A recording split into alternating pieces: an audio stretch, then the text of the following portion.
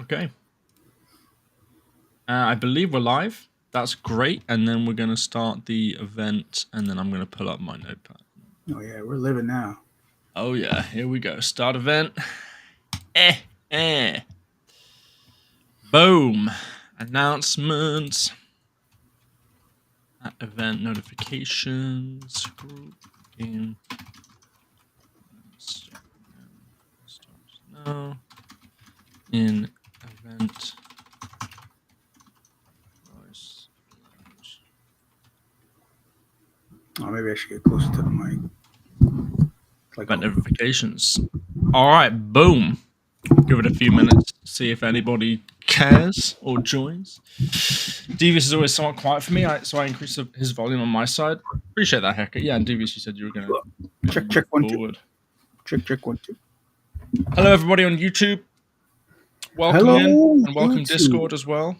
We got some peeps in YouTube and Discord this time. Nice to see. Nice to see. We'll give it a few more minutes. Let people join in the fun.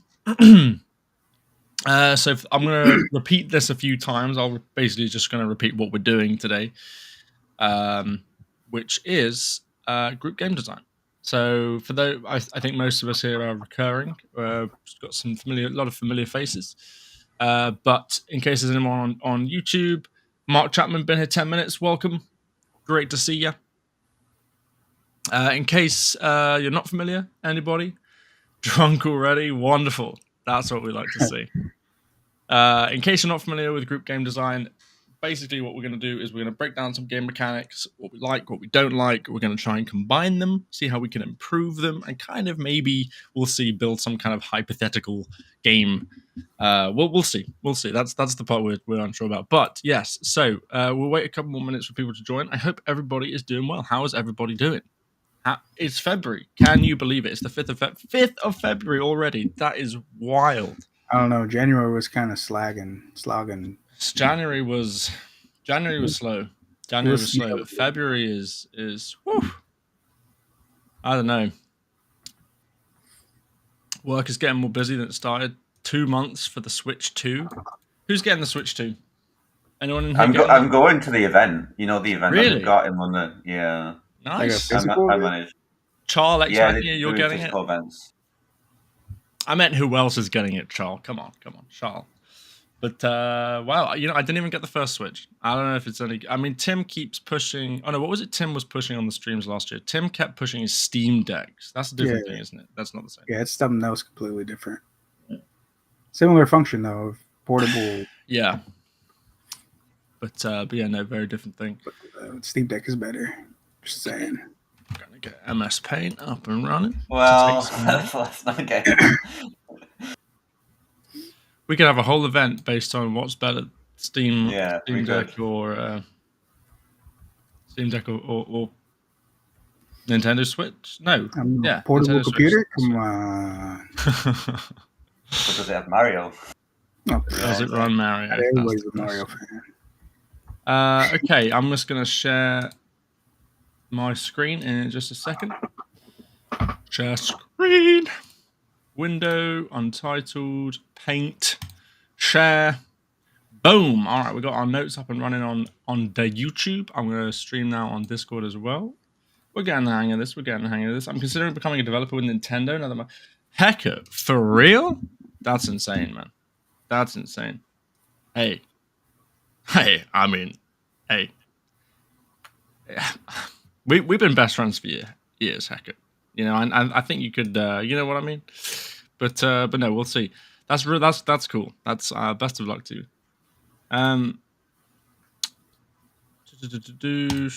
Okay, cool. So my screen is there. Just got MS Paint up and running. If you guys can see that. Okay, so group game design. So what is it? What are we doing? Right. So that's the question. So like before, we're just going to start with some game mechanics. What did we talk about before? We've talked about stamina bars, right? We've talked about how they're a complete pain in the ass. We've talked about escort missions. We've talked about all kinds of things like that, right? And we're just going to start off with the same questions again. We're going to start off with Actually, what should we start off with? Devious Peter, what do you think? Least favorite, most favorite? What other questions can we think of? Most annoying game mechanics? Most fun? interesting mechanics. Most interesting mechanics. I don't know. Is that kind of... Oh, I don't like I think kinda vague. underrated mechanics would be interesting. Okay, let's go with that one. Yeah, underrated mechanic? Those are interesting. Underrated game mechanic. Though. Like I don't know. ones that are Think of any? ones that are like really small mechanics that people kind of overlook, but are like really, I don't know, interesting to the game. Like quality of life stuff, maybe. Like It's not really mechanic. Well, I guess it depends on the. Yeah. Dying twice in Sekiro really opens some opportunity for combat. Oh, that's a good one. Yeah. Foes. I'm not familiar with that. Can we explain that? Dying twice in Sekiro? Devious, what is that? So you have it's essentially a revive mid combat. So like you can die and then you can revive yourself, but you only get one. But you can time it for different things. You could really play with that like a lot. Okay, so it's basically you get one self revive basically. Yeah. As you go down and then think of it as the what is it, Last Breath and the other games in Call of Duty. Yeah, the perk that you have where like if you go down, you still. Yeah. Oh, okay. So basically, the ability to revive yourself. That's interesting. That's we'll get to that. I think we've started slightly more complicated than I was hoping for. So where I'd like to begin is are there any game mechanics or game? Yeah, I guess we'll just stick to mechanics that feel good to you in games, right? I don't know how many of you guys actually play games because I know there's a big divide between developers who play games and developers who don't, right? But have you been playing a game before, right? And you've come across a mechanic or a way of doing something in a game, and it just feels really good, right? And you keep going back to that game for the reason because it feels good to do. It feels fun to swing, or it feels good to slide around, or just the fluidity of the movement feels good, right? So there was I've been playing the Ninja Gaiden game that like they just got like a remaster type thing, and the movement was it called Ninja Gaiden? Ninja Gaiden 2 Black.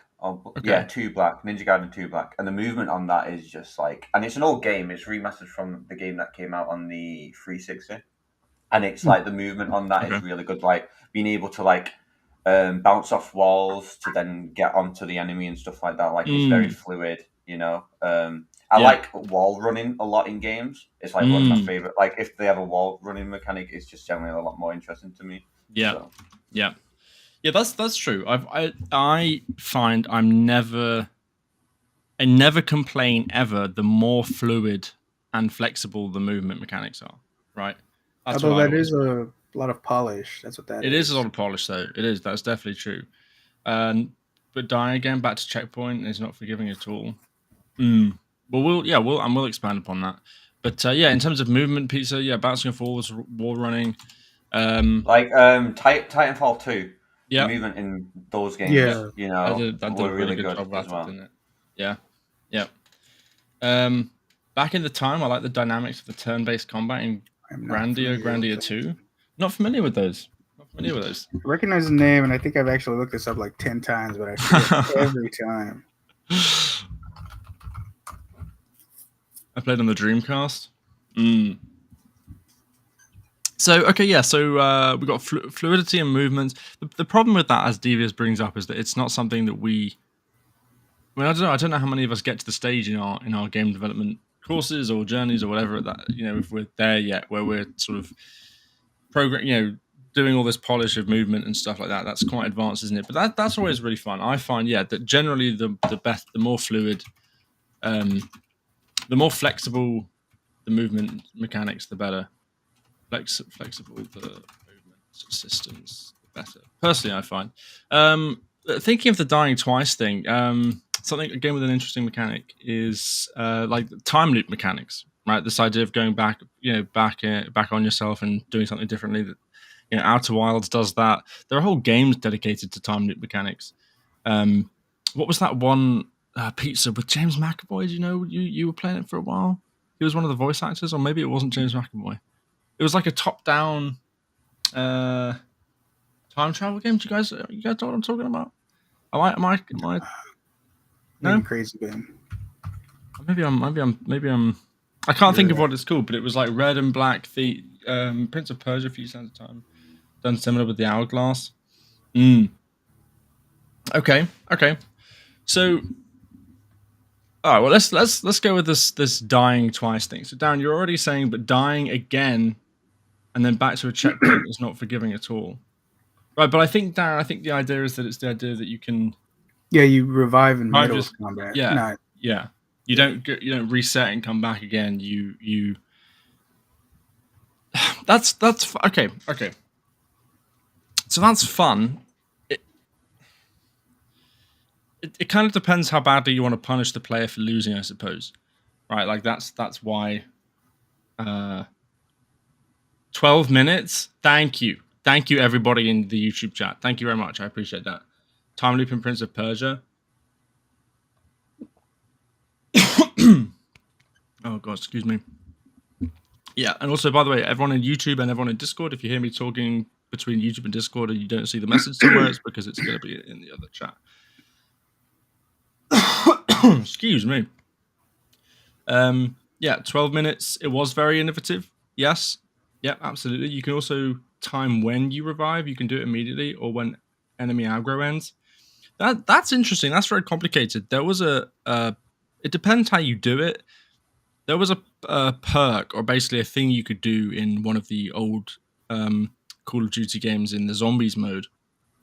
I don't know how many of you played Black Ops 2 Zombies, but there was a perk called Who's Who that allowed you to basically do this self-revive thing where basically you get down by the zombies and then you spawn in with a pistol somewhere else in the level, and you have to kind of run back and find yourself and revive yourself. And it was widely regarded as like the worst thing ever introduced by in terms of perk systems. It was just horrid. It was just like you can't do anything. You just die, right? Because you could die in this mode as well. So if you go down and then you spawn back in to try and revive yourself, you could then be killed in that mode. So it was just really badly done. It didn't ever make any sense to me. So that's quite tricky. Sorry, Peter, go ahead. There was a cool game that was on like the PS3 and the 360 called Time Shift, and it was basically just entirely about like rewinding time and stuff. You were like a soldier or something. It was a really cool game. It was like I'd say like a AA game at the time, but it was very underrated for its time. And there's another game I'm trying to think of the name of that did similar. And I think sometimes not necessarily like games that are entirely about rewinding time, but like there will be like, for instance, in Titanfall 2 story mode, there's a section to do with time there as well in the story. Yeah. So it may not just be the entire game based around it, but like a section of the game that like focuses on that for whatever reason. Yeah. Time travel, I find, is best. Pulling off time mechanics is quite difficult, and I feel like it oftentimes your whole game almost has to revolve around it. You know, I feel it's, you know, if you have like a time travel section, that's easy to do. But I guess it depends on how. Sorry, Braid, of course. How have we missed Braid? Sorry, Braids are good. Go ahead. I think it depends on how specific what you are rewinding, right? I think that makes it more complicated. If you're rewinding the entire thing, then that can get more complicated. I think it all depends on the game itself. Like I would say some of these games are probably a lot easier to make the rewind time compared to some of the other ones. So I think it depends. Like Braid, I could imagine being a lot easier than something like the Time Shift one. Sure. In terms of like, because it's 2D, it's a lot. You're not dealing with 3D elements like you are in like Time Shift and 12 minutes as well. So okay, well, what do we? Let's take this time travel mechanics, right? So time travel games, but also time travel mechanics. What do we like about it, right? Let's just get meta for a second. What's actually enjoyable about it? Why do we enjoy not just time travel generally, right? Because that's a whole other conversation. But we like the ability to learn from our mistakes, right? We like the ability to do something based on new information, right? We like there's a power dynamic to it as well, right? There's a power dynamic. Some call it save scumming. Save scumming? I haven't heard of that term. What is? Wait, really? Yeah. So it's when you like playing, say, an RPG and you save right before like a big boss, and then let's say there's like a big punishment if you die from the boss. So then you lose into the boss, and you're like, okay, I'm gonna reload. Or there's like a decision in the game, and you don't know what's gonna happen in the outcome. So you save it right before making the decision. Then you make the decision, then you realize the decision sucks.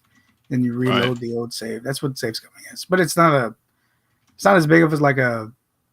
It used to be like a thing people look down on back then, but it's not as big of a thing anymore. Right. Just to answer a quick question. Oh no, pizza, you're already on that. Appreciate that. Yeah. Yeah. So it's a lot of fun. It seems like save the game, move the file, and try. Never done it. Is that what you're talking about, Davis? The older versions, I guess you would do something like that. Yeah. Right. Because you would like some games wouldn't allow you to save, so you would have to like make a save file. You copy and paste the save file from the actual folder, and then right. Yeah, basically setting up your own mechanic. Okay, so what? This is the thing. This is what time travel mechanics is quite tricky, right? But let's say we were going to make a game with a time mechanic in it, right? What are we avoiding and what are we adding, right? Like this is what's annoying about. Are we discussing time travel games? Sorry, just joined. Yeah, we're discussing time travel as a mechanic in games at the moment. Literal Dreamcast, no worries. We'll kind of ebb back and forth about different things. But just at the moment, we're discussing the mechanics of time traveling games. Save state, load state, popular with emulators for sure. Yeah. Emulators made it a little more like common, I guess, if you want to call it that. Yeah. So the what's annoying about? Can we think of any downsides to travel mechanics other than okay? I can think of one, and feel free to correct me. Is that like I mentioned before? If you're going to incorporate some kind of time traveling mechanic, you almost have to make the whole game about it, right? If you've got some mechanic where you can sort of briefly go backwards, does that not have to be the sort of one of the core features of your game? It feels like such a huge thing, right? It's not something you could just sort of throw in as like a fun add-on or a bit of polish. I mean, if you take Into the Breach of Story adds it in, but mechanic wise, it's just a redo, right? Which isn't really like the whole game isn't about that. Although it's part of the lore of it. But if for like very simple design, yeah, you would just have it something like a redo or an undo. Right. Needs to be the entire focus. Sorry, Peter, go ahead. No, I was agreeing with you. It's just like a undo, like you would have like in Paint, for instance. It's not much of a... Right. How about briefly traveling back in time to change something that influenced the present in order to progress? Yeah, I mean, Braid had something. That was the whole point of Braid, wasn't it? Well, technically, yeah. If you go back, you don't go back in time. You rewind time, which is, I guess, there's a difference if you want to be pedantic about it. Yeah. Ratchet and Clank had a mechanic like that where your past self has actions to help you progress. Great. But it was like a few seconds in the past. I'm again not familiar with that. Pizza, what happened there for those who don't know? I never played it. I just knew that it had a mechanic to do with like time travel. Okay. It was probably one of the only Ratchet and Clank games I think I never played. It was Rift in Time, wasn't it? Coalesce, could you expand on that a little bit, if you don't mind? No, sorry. Rift in Time is you go to a different location. I think he's meaning Crack in Time. Clank. I think that was one of the two. Sure. Yeah. Somewhat less obvious is Looney Labyrinth, which is a pinball game where you eventually may have powered up a time machine to go back in time to free some hostages from a Minotaur back in old Greece. Jesus, with a pinball machine. Was that a mechanic though, or was that like a lore thing, like a part of the story? Yeah, well, that's it, isn't it? That seems like that was its story. That was its story. Hello, Baki. See the wave there. Appreciate you. Life is Strange was really good, but there again, another example of how if you incorporate time travel mechanics, it becomes the whole game, which isn't necessarily a problem, but you kind of have to be ready to do that. It's not, it's such a huge feature that it's hard to sort of combine with other things, to sort of move on effectively. Sounds like someone will have to check that out. Okay.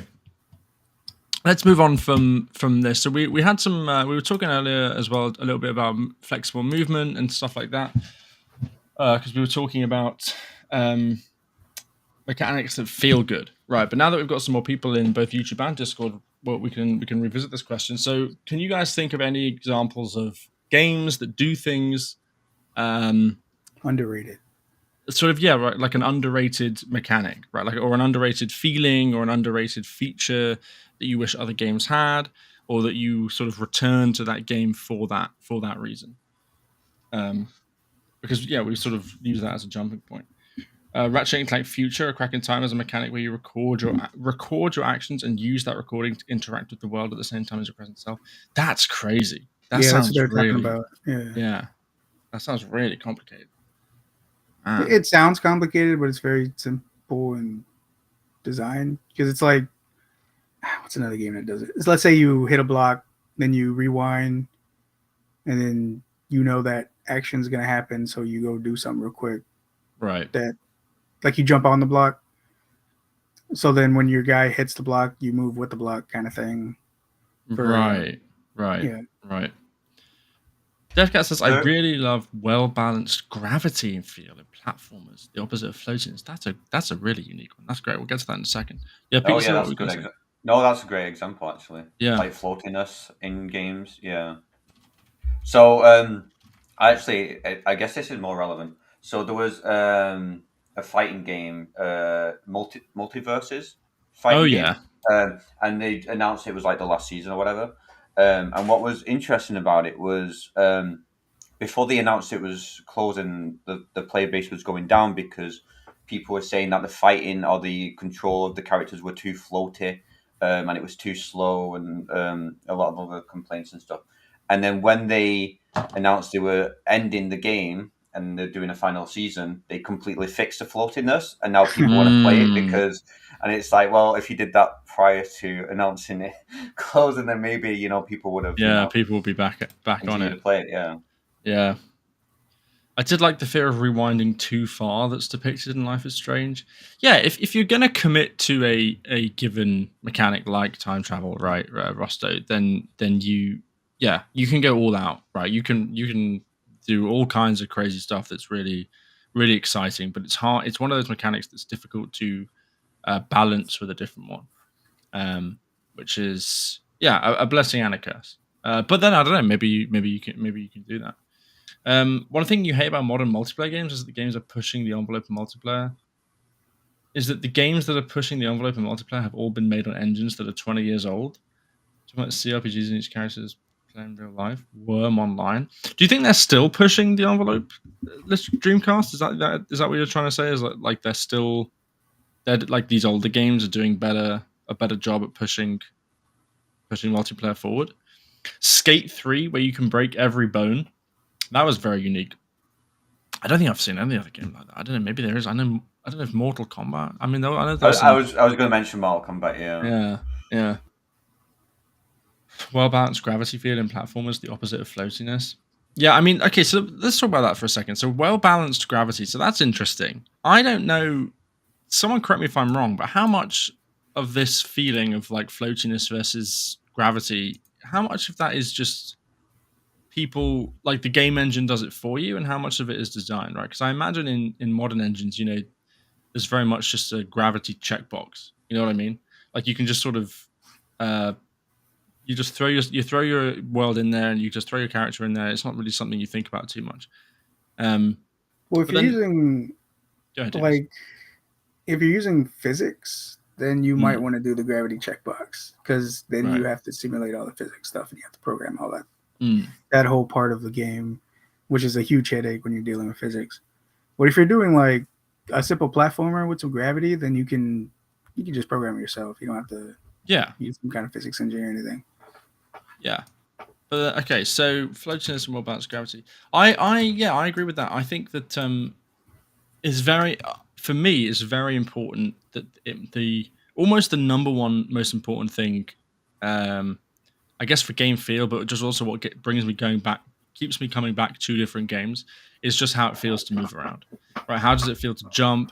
How does it feel to run? How does it feel to walk around? If you can't sprint, how does it feel to walk?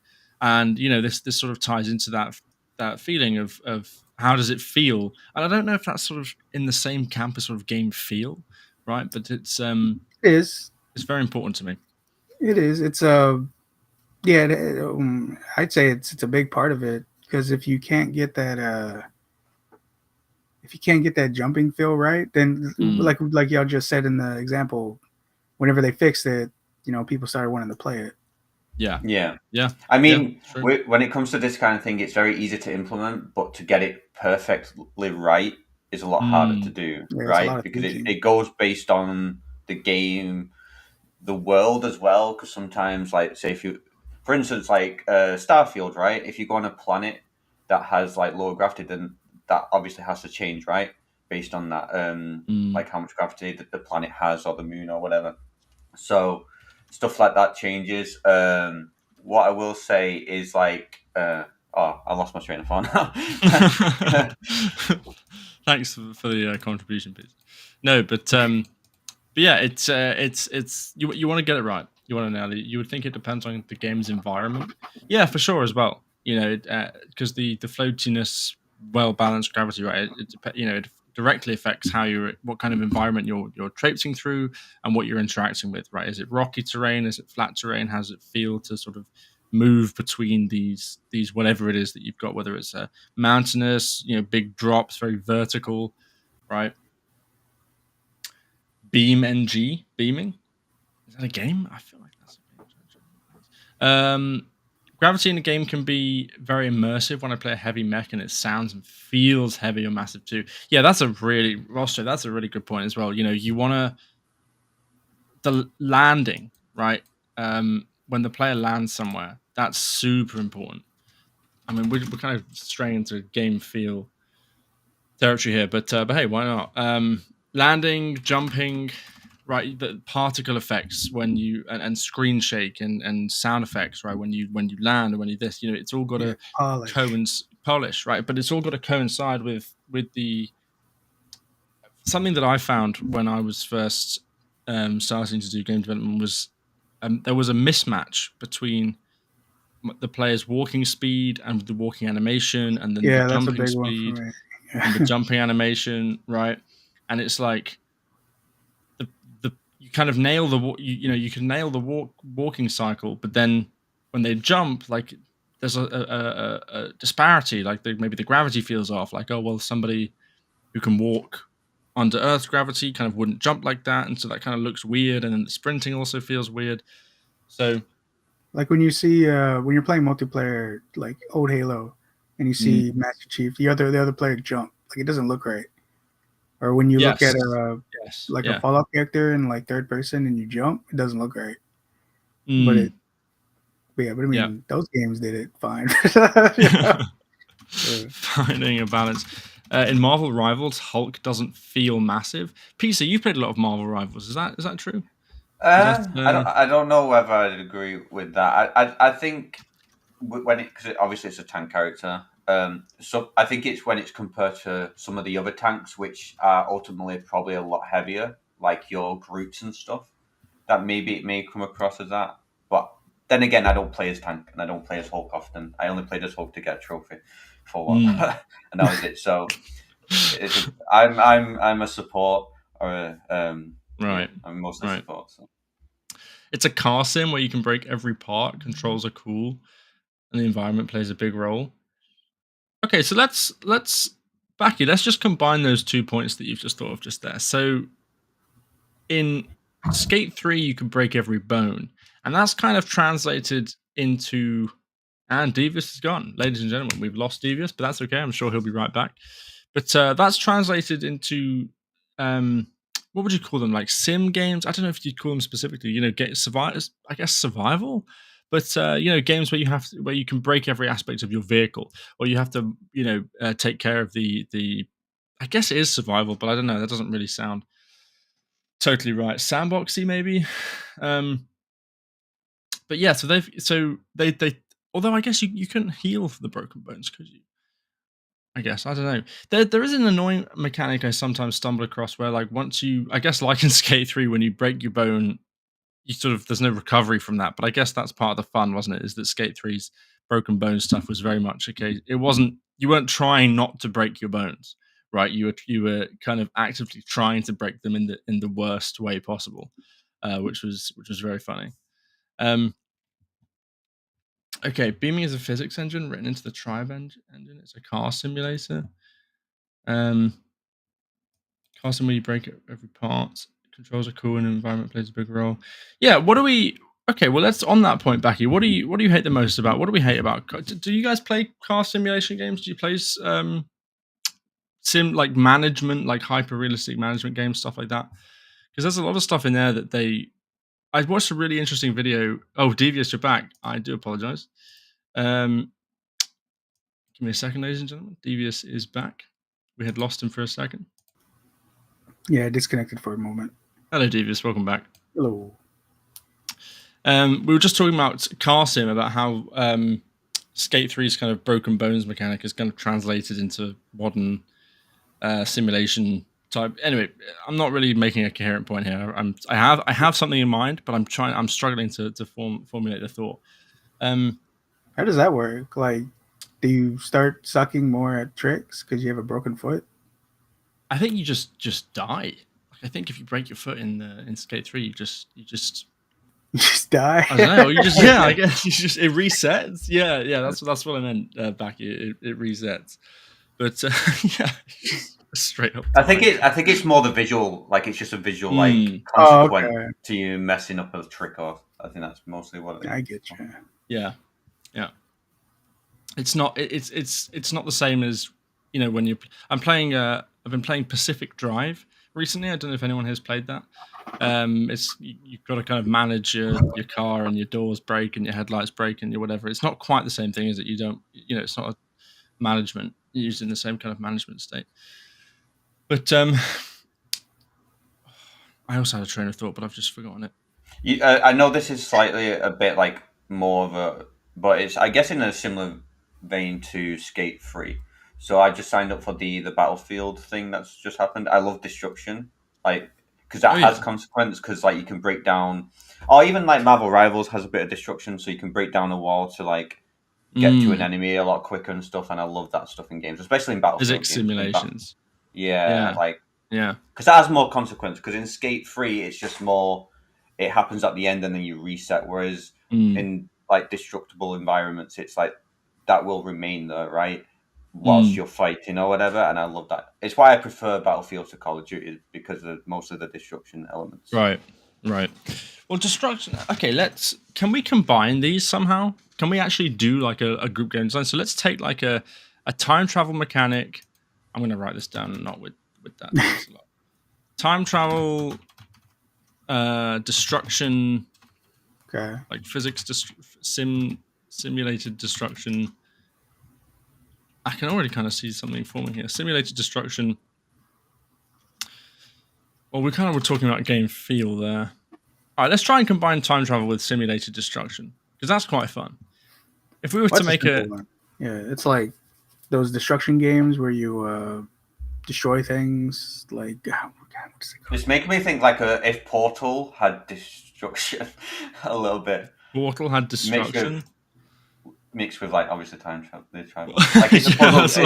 It's basically a puzzle game where you destroy elements and then you can rewind it or something. I don't know. Yeah, like let's say you destroy a wall and like the pieces fall and then you have to like stop time and then you can run across the thing, but you choose what wall to destroy. Like it's more right, yeah.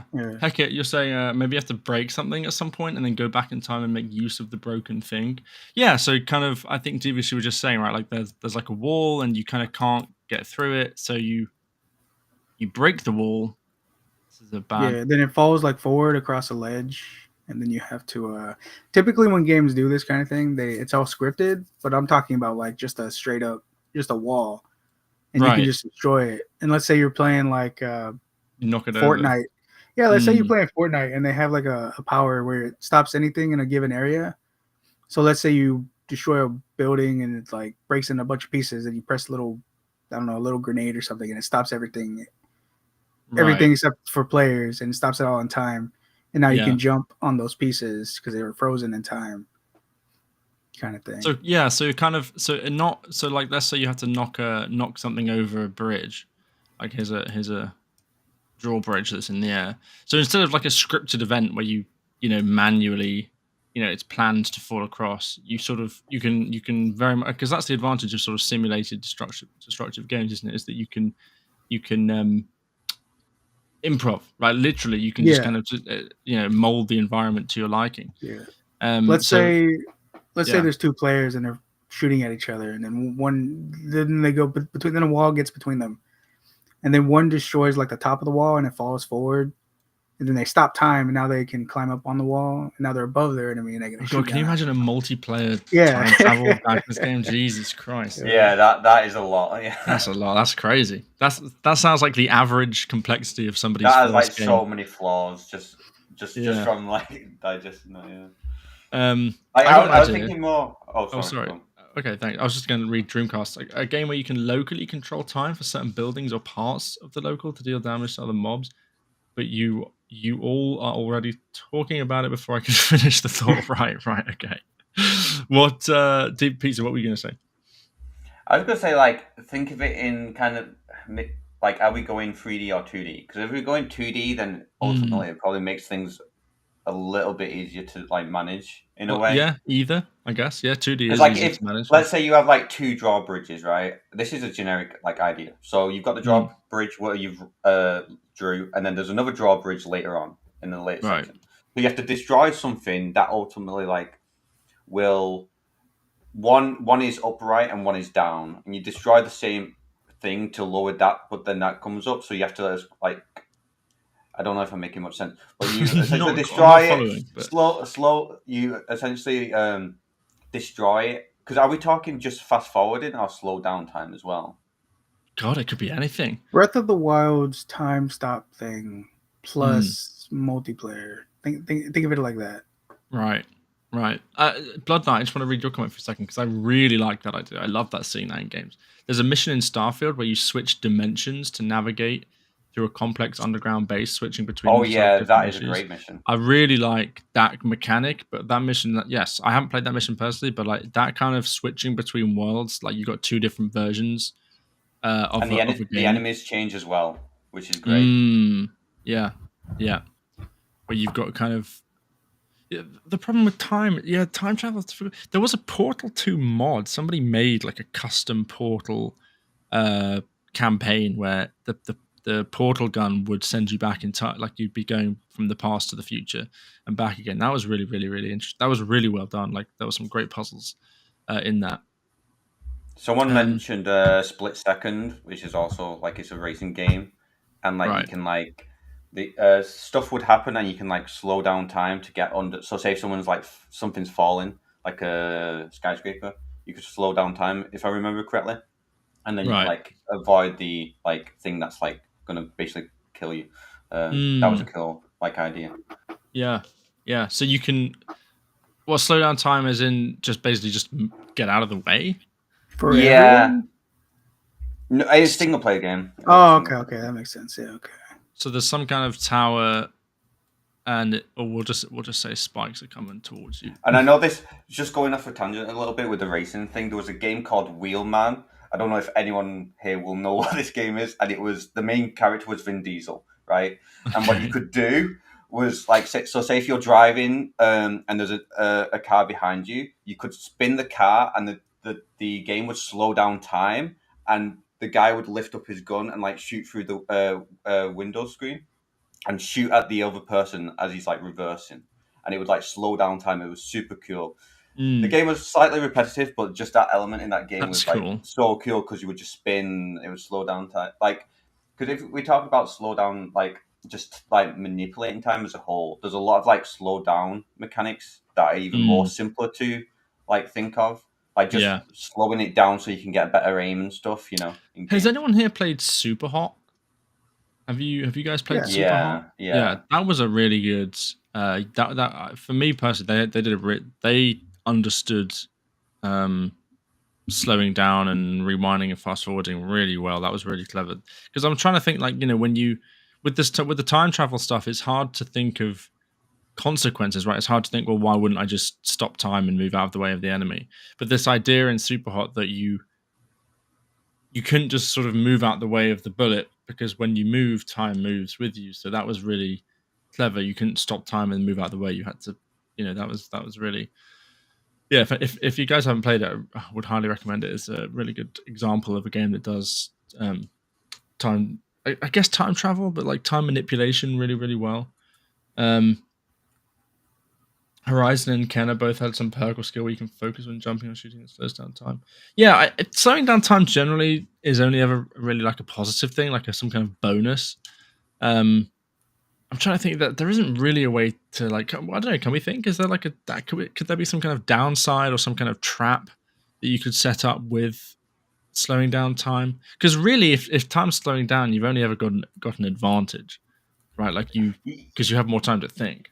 Unless you got to get somewhere within a certain amount of time. You said walking simulator, dude. Okay, so you're in a walking simulator. It's slow as it is, and as punishment, the game slows down even more. That's so funny. I don't know if that's what you meant, Becky, but that's hilarious. That would be hilarious.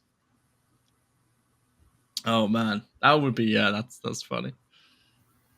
At least with engines these days, you can access the physics space states and record their states in sort of array loop of X length, play them back. Yeah, it's very easy these days. Sorry, Davis, go ahead. You could even like have a mechanic that goes against the time travel. So let's say there's an enemy. There's a typical enemies, you could slow them down while you're fighting, but then there's an enemy that goes faster when you slow down time. Interesting. Yeah. Or is like typically slow, but then he goes to normal speed when you start trying to slow down time. Right. Some kind of reversal. Yeah, that's hack it, because you just made a point there, hack it, didn't you? Have it so that the player slows down time to aim, but the enemies can basically use that mechanic against you. Yeah, that's really interesting. That's a really good idea, actually. Some kind of swapsy, because that kind of ties into that dimensional idea too, doesn't it? About how you sort of okay, right. I'm brainstorming here, but we're writing stuff down. So you can stop time, slow time to think, slow time, but there's a specific enemy that speeds up when you slow down.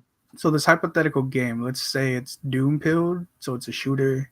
Doom pilled, okay. You can destroy a bunch of walls, so you get the Battlefield kind of feel. Yeah. It's single player, so it's still Doom. So you run around shooting things. You can stop time, fast forward time, reverse time, and like in Doom, there's different kinds of enemies. When you slow down time, you slow down some enemies, and there's special enemies that speed up. When you slow down time, you can destroy environments, and you can slow down time so it falls slower, and then you can climb across those things.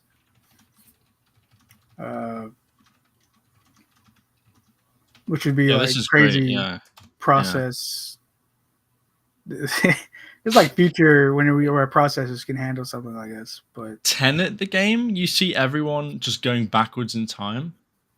Man, guys, we are overscoping as fuck. No, but that is this whole thing is overscope. But that's crazy. If you could pull that off, that would be amazing. You see everyone just going backwards. There could be an enemy that sort of goes backwards, some kind of boss, maybe some kind of boss fight where the instead of learning the boss's patterns ahead of time, you have to sort of learn it in reverse, right? Some kind of first person, your bullets are sucked out of the enemies you've shot them into. That's funny. You keep going back and forth, like rewinding, fast forwarding to like deal with extra damage. I guess you could do something like that. Like that old the glitch in the old Mega Man games. Whenever is it the yellow guy, the big yellow guy? If you shoot him with, I think it was like a lightning or something, and you keep pausing, unpausing and unpausing, you keep dealing damage because of how the code works. So it's like a little glitch. Yeah. Right. Yeah. Your bullets.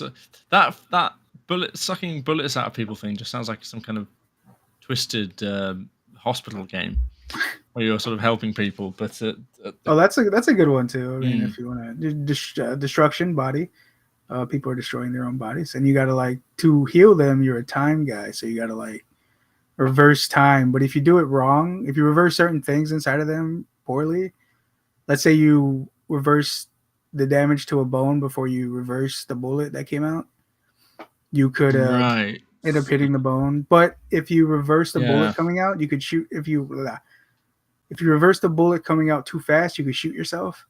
Right, okay. Yeah. It's you in the face. Yeah, that's true. Time slowing hurts. Yeah, heck, I've seen this a lot actually. I was just thinking about this. A common way, and I don't know if you guys consider this lazy or not. Let me know what you think.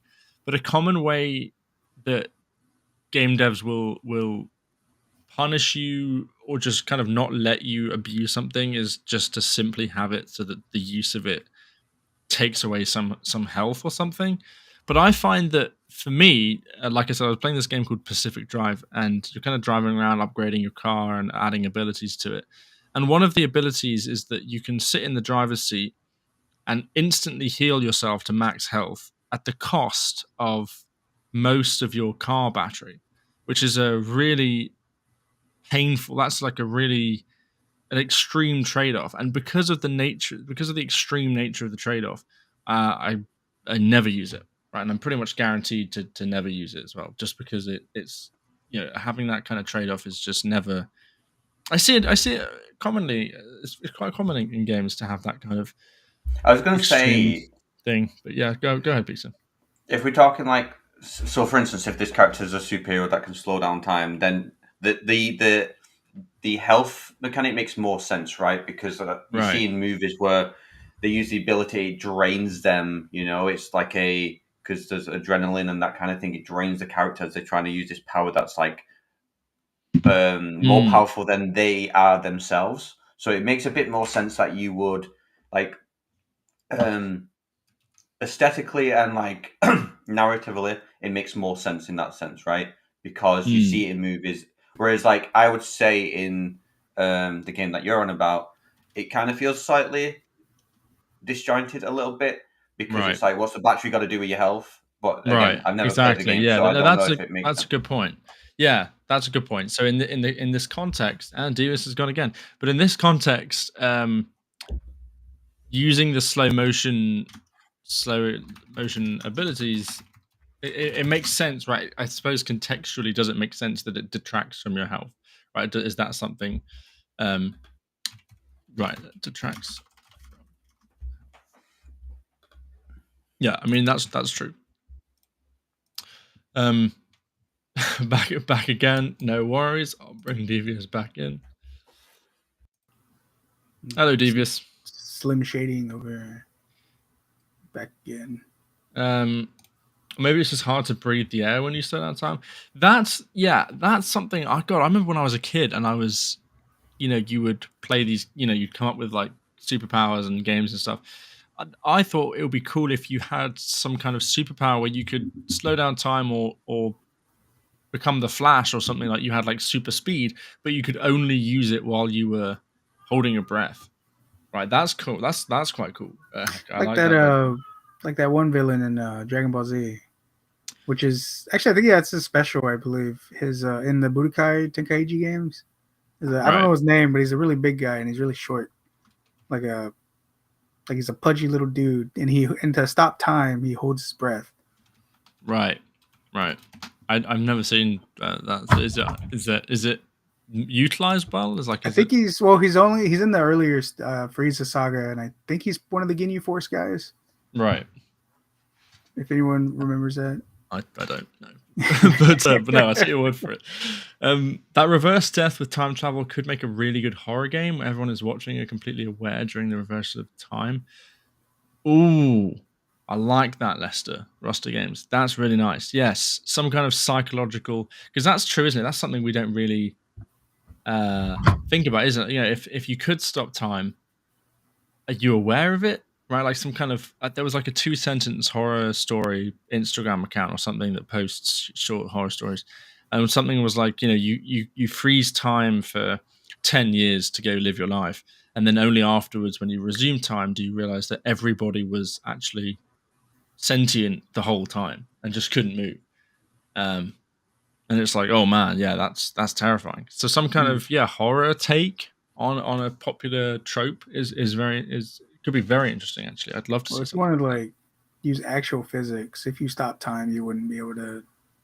You wouldn't realize because whatever. Never mind. It's a moot point. that. Well, if you actually wanted to stop time, but yeah, I get what you mean. Yeah, some kind of realistic or horrific take on what's otherwise seen as quite a cool superpower. I was going to mention. Go ahead, Pizza. No, continue. Finish your.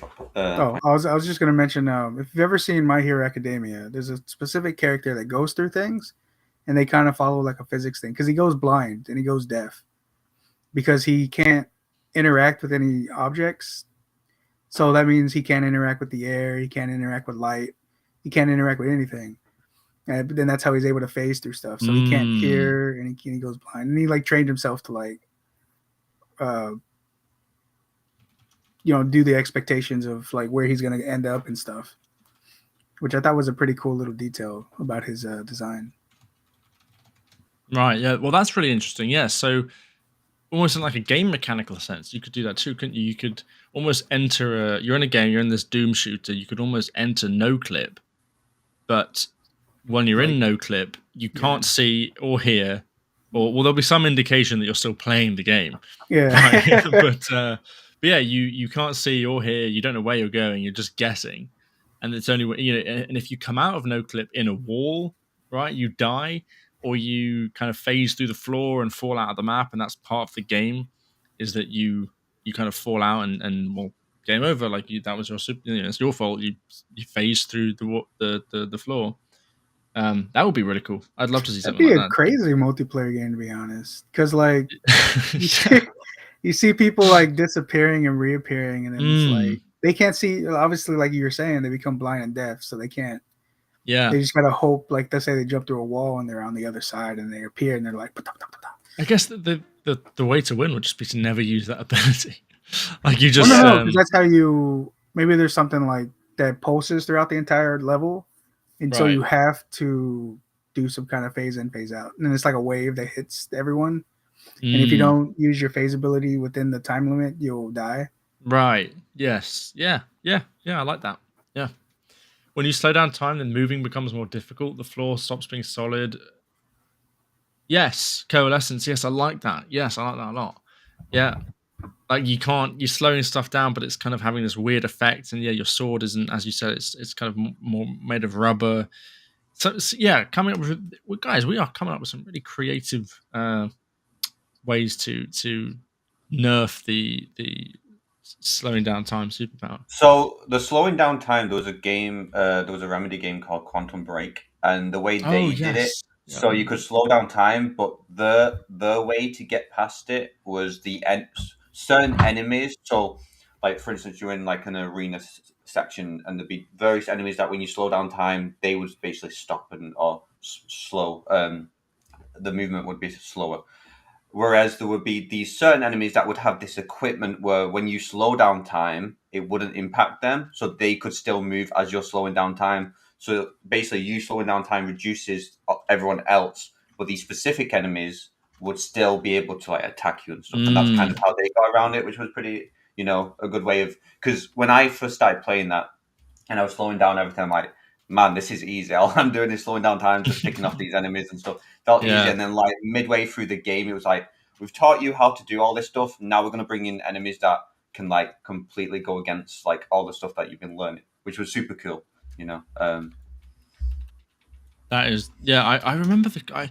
There was a cutscene. Was it Quantum Break? There was like a cutscene where like they're about to turn on the time machine, and then one of them from the future appears in the time machine. Yeah, that was really cool. I really liked that. That cutscene was really cool. If you could phase through a wall, you should be phasing into the ground at the same time. So you should only be doing a jump through a wall, or you might get stuck. Heck it, that's the idea. Is that if you get stuck, that's kind of the moot point. I was bringing up with the physics stuff that actually you would not phase through the floor because your body would ignore gravity because essentially you're in a different dimension. So like your whole mass, you still have momentum because your body is in a different dimension, but anything that would react with your body in the real world doesn't react. So gravity wouldn't be able to impact you. Yeah. Yeah. That's really cool. A puzzle game where you try and kill targets in frozen time with challenges, like making it look like an accident. Oh, that's really cool. Somebody brought up earlier something to do with Quicksilver, and I think that's a similar. I can't see it now, but that would be really. Have you guys seen the Quicksilver scenes from like the X-Men films? Do you guys? Are you on about the one? Are you on about the one where he's like he's saving everyone in the mansion or whatever? Yeah, stuff like that. Yeah, where he kind of makes everything. You kind of throw something at somebody, and then when you unpause time, it's heading in their direction. Yeah, that would be really cool. Good luck changing your direction during phasing. Then, yeah, well, heck it, well, exactly. Well, you would have like there's problems. But. Yeah, well, let's say Dead Space is, whenever you're in zero gravity in Dead Space, you can jump around everywhere. I guess you would combine it with that. So then you shoot towards a wall, and you unphase, so you go through the wall. Then you rephase. Yeah. You'd have to you'd have to get around it somehow. But Dreamcast, that's a really good idea. Yes, it's trying to set up almost like a Hitman type game, right? Where it's like you can imagine this as a level in Hitman, can't you? Where you've got to make every kill look like an accident, and you have like a minute of super speed, and you've got to set it up so that there's a paint bucket falling on somebody's head, and somebody's been knocked over a railing, and you've kind of nudged a car out of the. You kind of change the path of a car to hit another target, and so when you sort of press play, everything happens at once.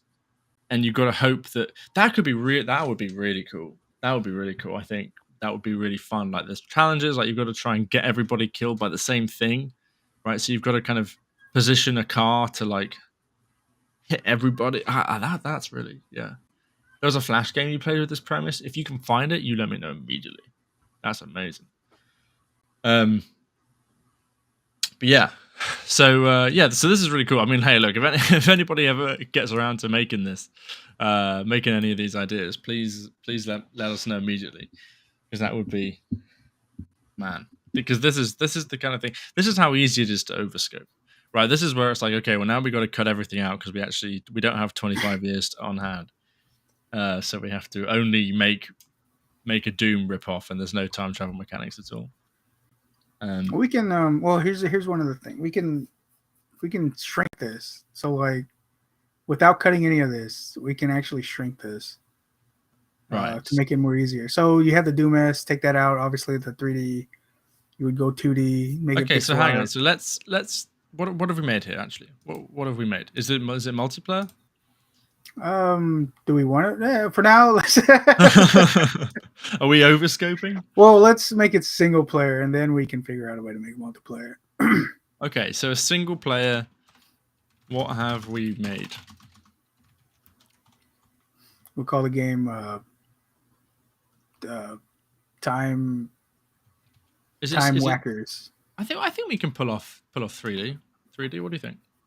Well, we're gonna minimize it as much as possible. So it's like if we're small indie like us, how to make it possible for us. If it's 3D, that's gonna make it far more difficult. Yeah, that's true. Still possible, but yeah. I'll speak for yourself, Devious. But yes, a single player. We'll say side-scrolling shooter, PvE shooter. Where you phase through. So what are we taking in here? Are we phasing? Are we no clipping? Are we stopping time? We can do the phase thing where like you go blind and deaf. Almost like so you kind of stay. You can phase in any direction, but you can't see or hear the world around you. Yeah. God, so it's like starting to sound really annoying. Everything goes to like it fades out. So like all the sound and the vision goes to black for like a moment, and it goes like the music's playing, and it goes into the when you go underwater in games, it does that kind of thing. Yeah. Or you don't even have to turn off vision fully. You could like we're not going full physics here. We could do like everything becomes blurry, and the sound sounds like you're underwater while you're doing the thing. So you can still see where you're going. Right. Kind of like a blurriness. Yeah. That's there. That I can see that.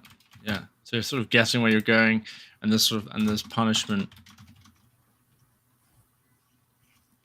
for phasing into geometry, I suppose. Or you could also do it to where, like, let's say you phase out and everything turns into like a gray box all around you, so you can see all the walls, but you can't see any enemies. You can't shoot or anything. Yeah. That's interesting. I think again, Superhot did do that, but I think but you can still walk through the walls and stuff. Like, even though everything's gray box, you can still walk through the walls. Then when you come back in, the collisions turn off, right? Yeah, so you kind of that's really the only reason it's showing the gray box is to show like your position in the world and whether or not you're in a wall. Right. Right. But you could, I suppose, be in. That's really good. No, I really like that, actually. Yeah, that's it. Oh, you found it. Appreciate that, Dreamcast. Thank you very much. I'll be jumping on that imminently. Well, you can only see static objects. Ooh, heck yeah, that's a really good idea. So anything moving, anything dynamic, maybe enemies become invisible, weapons, right? If they're moving, if they fired a bullet at you, can't see that. Maybe there's like swinging, some kind of swinging or dynamic bridge. Let's change it from a side scroller to a top-down stick shooter, twin stick. Okay. Well, I think, by the way, guys, we're sort of brainstorming here, but like, if you want to take inspiration from this, 3D, 2D, whatever, it can be whatever. Free for everybody. Rohan, I'm imagining this monochromatic shader of the world, but you just don't see any enemies. Yeah, that's really cool. Yeah. Can you hear the cat in the back? I can hear the cat. I was going to say, is that a cat or a baby? That's crazy. Cat's going wild. Oh, man. Top down. Twin stick. I'm going to throw first person in there just in case anyone. That works too, yeah. If we were to do 3D, yeah. We could do low poly if you want to be really. Sure, yeah. / low poly / MMORPG. No, yeah. But you can phase in any direction. The audio visual is blur, so you're guessing where you're going, and there's punishment phasing in geometry. Or things gray box. You can't see moving enemies / objects. And you could just make it to where you can't unphase if you're in geometry, so that way you don't like die. Yeah, but that might get. Like, you can imagine getting frustrated with that, can't you? Like, you're phasing and then you're not sure why you can't. You want to unphase. Well, there would be an indicator. It'd be like wall. There'd be like a thing that just pops up. It'd be like wall. Yeah, right. But then you kind of, well, how do I get out of the wall? Because I didn't even know it was here. So you're kind of guessing. Well, no, you do know where the wall is because everything's gray box. So you know you're. Right. Yeah. Right, I see. Sorry. Yeah. Right. Okay. Interesting. Yeah. I think it would still be fun. I mean, you could punish them. Yeah. You could still punish them, but for. You don't want someone to be like, oh, I think I'm out of the wall, Yes. And then they unphase. I mean, I guess you could just have it like an indicator that still shows, but it still allows them to unphase. So if the indicator's showing and they unphase and they die or get stuck or whatever. When you guys, work on your own projects, or you're working on, I don't know how many of you work for teams, or you work in just indie devs or whatever, something that's always fascinated me is the role of the creative director on a team, right? It's always been very interesting to me to see which way they chose to be, because there's so many ways. It's really fun. I have a fun time taking concepts from one game and imagining, imagine if this thing was in this game that I really like, and then I sit there and I go, well, I wonder why didn't they do that, right? Why didn't they do that? And sometimes I'm thinking, well, there's a whole host of reasons, thematically, it doesn't fit. But then I part of me wonders if the only reason games don't have more in them is, oh my god, this is sounding like such a no-brainer answer, really, isn't it? But it's sort of just a matter of scope and budget and time. Yeah, I think if we had more time on our hands, we could do all kinds of cool things, and that's really that brings a tear to my eye. Really, that does, because it'd be cool to see some. Well, think of it this way: back then, it was way more difficult to get all this stuff in there. Yeah. But as time made things easier, now what do you call it? The onboarding to actually make a game is just so easy these days. Like anyone can pretty much do it if you have a computer. Yeah. It's And it's a miracle that they pulled some of the stuff off that they did back then. You know, I was watching. This is sort of slightly off topic, but I was watching the first Transformers film the other day, back in 2007. I'm thinking, bloody hell, the CGI back then is insane. 2007, it's better than a lot of stuff today. But then, But anyway, I digress. But yeah, so this was really cool. This is a really, really interesting. I wonder if a game exists like this. Have we accidentally stumbled upon a game? I mean, I know Dreamcast, you posted what's it called, Casualty Online. That's kind of what it is. But I wonder if this exists, or did we make something original? I don't know. Casualty Online? What is that? Oh, sorry, it wasn't what we'd made here, but Casualty Online was. Was it the stick figure game? Yeah, where you set stuff up to look like an accident, which I will be playing later. But yeah, that's really interesting. Phase in any direction, really like that. There are a few genres of stuff that I think if you're going to commit to what am I trying to say here? It's some mechanics. It's really worth really thinking about like this. You know what I mean? It's because I think it can be really easy, and you see it all the time. You know, you see it. Great concepts executed poorly. I mean, hey, if we made this, we'd probably we'd struggle to execute as well. But it can be really worth sitting and breaking down and brainstorming. So I really appreciate the way that we've done that here. Casualty Online or Causality? Oh, sorry, Causality Online. Is that what I said? Did I say the wrong thing? You said Casualty. Oh, Casualty. Okay, well, that's a different thing. let's not look up casualties online. Yeah, that's not what we want. Well, that's what this new game we just made is called. Well, you are exactly Casualties Online. There we go. Well, that's the multiplayer version, I guess. Yeah. It's just called Casualty. Yeah, it's just called Casualty. And then in brackets, online for the multiplayer version. Yeah. Cool. Okay. Well, I appreciate you all for hanging. Just want to go back through the chat quickly because I think there were a couple of points that I didn't get to that I wanted to bring up. Max Payne. That's very interesting. Oh, Rogueski. Yeah, that was the point that I wanted to bring up because Rogueski brought up there was a game taking this idea of dynamic destruction. There was a racing game you were talking about, Rogueski, with dynamic destruction, and that sounds really fun. The sort of track evolves and changes dramatically as you go through. Was there a game such as that? Split Second? Did we talk about Split Second? I think Pizza was talking about Pizza, did you bring that up? Which one? Split Second. Oh yeah, Split Second, the racing game. Yeah. So like you'd be racing, and there would be a section that's like, for instance, skyscraper would be falling or whatever, and you could like slow down time to get underneath. Right, sorry, that was the game you're talking about. Yes. Yeah. Yes. Yeah, that sounds really fascinating. Because does the track evolve and change over the course of the race, or is it just a case of dodging? I believe so. So. It's been so long since I played it, but it is such a cool mechanic, especially in a racing game. You ever seen Happy Gilmore? Yeah. Whenever, like, at the end, everything, like, falls apart and he makes, like, a mini golf kind of stage. Yeah. That's kind of what it's like, yeah. Right. Okay, that's a lot of fun.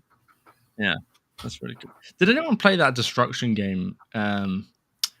I'd never got around to playing it in the end. It didn't really interest me that much. But it was like a voxels game where you could basically just destroy everything. Yeah, I guess again I keep thinking about it, but I can't remember what the hell it was called. Ace of Spades Dreamcast, is that what it's called? No, that's not it. There's no way. Yes, he says. Well, never mind. Maybe Devious, just look that up for me. Is that what it's called? Ace of Spades? It never really. It's not. It's called. I'm trying to find what it's called. Maybe Ace of Spades is a game like that, but it was like not. Dynamite or Explosion Nature. Something like that. It had something to do with like an explosion. Abyss says Creative Obsession. I think that was one, but there was also one where you like made things. Teardown. Yes, that Teardown is the one I mean. Yes, absolutely. And that's. I don't know if you guys. Does anyone here play those? Does anyone here enjoy them? Because I didn't. It wasn't. I think for me, I didn't really see the appeal of it because I thought, well, if you're going to have that, it's fun. And maybe I'm saying something controversial here. Maybe we got some simulated physics destruction fans in the chat, but just destroying stuff for the sake of destroying stuff is like fun for like 1 hour or less. I don't know, a minute, right? But like if there's no point to it, I don't know. It kind of fades out quite quickly. Which is why I think if we add it in the context of a racing game or a time travel game, it's like when we combine these mechanics with other ideas and other things that you've seen or played, that's when it really starts to get interesting. And that's the best part about gameplay. There was a goal in Teardown, wasn't there? Like, oh god, was there? Yeah, you had to like, well, every level would have its own thing. So, for instance, one level was something like this guy was complaining that a house across the road was too high up, so you had to like. Oh, I see. Okay. The building kind of right. thing. Okay. Well, that just shows my ignorance on the matter. But okay, that sounds like fun, right? So you had to like make his house smaller or something, or you had to like not his house, the other house. Make the other house that you had to like shrink it. That's interesting. Or, like lower it down somehow. That's kind of crazy. But yeah, okay. Appreciate everybody for hanging. That we tried to sort of actually bring the ideas together into a game this time. I don't know if this is better than the discussions we had before, but just want to push some stuff before we wrap up in sort of 2-3 minutes. So obviously, great to have seen you guys posting in the monthly challenge this month. It's been really good to see. If you haven't posted already, please do. The theme is just something you're proud of. So it's literally just make a post with a couple of screenshots or a video of something that you've been working on, obviously game dev related this month that you're proud of. And there's been some really, really cool stuff in there. It's just been like I'm forever taken aback by the stuff that gets made in GameDev.tv, but also some other game dev servers I've been in. It's like always a part of me is like afraid that it's like, no, back in the day, I remember when I started doing feedback sessions. This was many, many, many years ago in a game dev server, playing some games live, and I was very new to game dev at the time. I think I was projecting, but I was like, oh man, are all the games going to be bad? Are they going to be very amateurish? Are they going to be like mine? I guess, right? That's the fear I had, and they weren't. They were honestly, I've not seen a bad game or an amateurish. I'm always blown away by the stuff that you guys make, which is really, really lovely to see. So thank you for doing that. And again, if you haven't posted in the Discord, if you haven't joined the Discord server, please do. I'll try and grab an invite for the people on YouTube who haven't joined. But I imagine most of you probably are in there. Does it not link to the Discord in the YouTube? It probably does link to the YouTube, just in case it doesn't. Well, there's a Discord link invite in there. We've got a great monthly challenge section. Like I said, make a post. Show us something you're proud of making this month. It's really cool. And then make sure to sign up for the event notifications as well, if you haven't done that. Tomorrow, Rick and Grant are doing a live stream. Tomorrow or Thursday, Friday? Tomorrow, Rick and Grant, we're not doing one. But tomorrow at same time as the event today, Rick and Grant are doing a live stream on 3D art. There was a new program launched, a 3D artist program. I'm not sure if it's still open. I think it is. I'm not sure actually. Don't quote me on that. But anyone's free to join the live stream if you're interested in learning more about 3D art and hearing Grant and Rick talk about that. So that'd be really fun. I'll be there for sure. And then obviously further through the month, we've got an event next week on how much should I charge for my indie game. And then after that, the week after that, we've got a fun game called Overrated, Underrated, which is going to be a lot of fun. Mm-hmm. So yeah, hope to see you all there. Really, really appreciate everybody for hanging out today. And we'll see you all next time. Bye-bye. Goodbye. Bye.